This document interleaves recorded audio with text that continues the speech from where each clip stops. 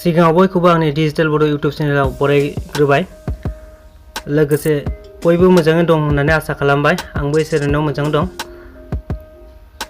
आं मोनसे गोदान भिडिअ लाना फैदों।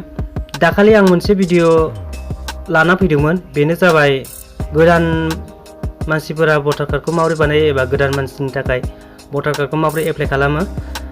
बे भिडिअखौ लाबोदोंमोन आं।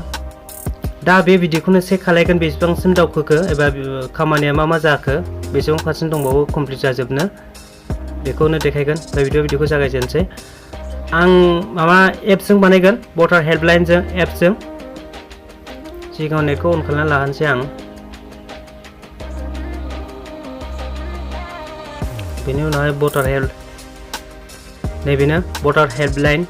बिनि लिंकखौ आं डिसक्रिप्सनाव होना होगोन। नै फार्स्ट टाइम अपेन खालामनाय बेबायदि श' जायो। ओमफ्राय सिगाङाव लगइन खालामनानै लाग्रोनांगौ, नङाबा जेबो खामानि मावनो हाया। बेखौ सेरदो, ओमफ्राय नैबे लगइनआव होदो। ओमफ्राय नोंहा जुदि आइडि रेजिस्टार जाखानायबा मबाइल नाम्बार होदो, ओमफ्राय पासवार्ड होदो, ओमफ्राय मबाइल नाम्बाराव अटिपि थांगोन, ओमफ्राय बेखौ अटिपिखौ फिलआप खालामफिनदो, होमबानो लगइन जायो। आरो जायफोरना गोदान नैबे निउ इउजाराव सोना होनांगोन, ओमफ्राय मबाइल नाम्बार मोनसे होनांगोन, ओमफ्राय बेयाव अटिपि थांगोन, बेखौ अटिपिखौ साबमिट खालामफिननानै भटार कार्ड आइडिबो बिगोन, बेखौबो होफादो, होमबानो जागोन। आंना दंखायो, आइडि दंखायो, बानायखानाय, रेजिस्टार बानायखानाय, बेनिखायनो आं लगइनल' जानोसै मबाइल नाम्बार होनानै, पासवार्ड होनानै।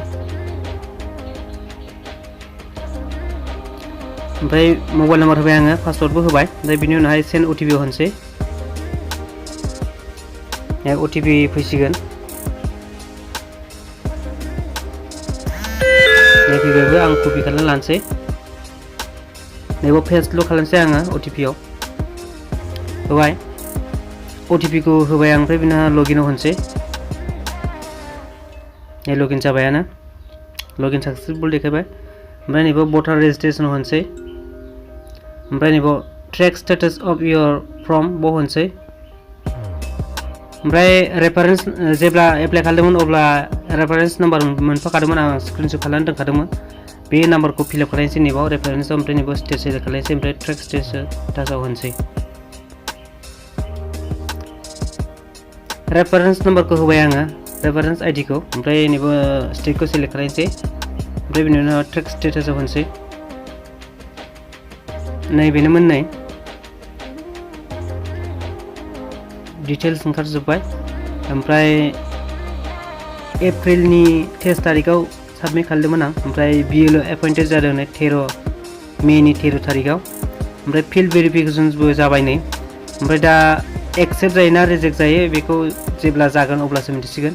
बिसोर मालाबा गोरोन्थि मोनदोंबा रिजेक्टबो खालामो, माब्लाबा एक्सेप्टबो खालामो।